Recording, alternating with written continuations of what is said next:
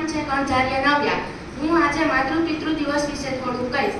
માતા અને પિતા, માં અને બાપ જેવા શબ્દોના ઉચ્ચારણથી હાસ અનુભવાય છે અને તે શું કરતા હશે તે યાદ આવી જાય છે।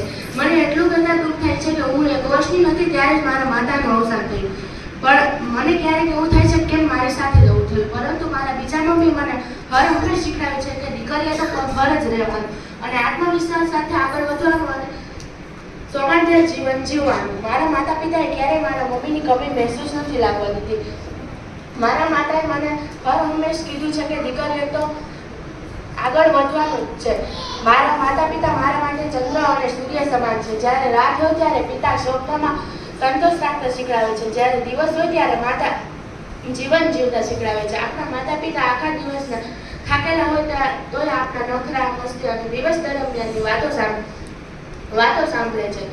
આપણે જ્યારે સૂતા હોય ત્યારે આપણે ડાબા પડખામાં માં અને જમણા પડખામાં બાપ, જ્યારે ધરતી પર સ્વર્ગનો અનુભવ વસ્તુ જય હિન્દ જય ભારત।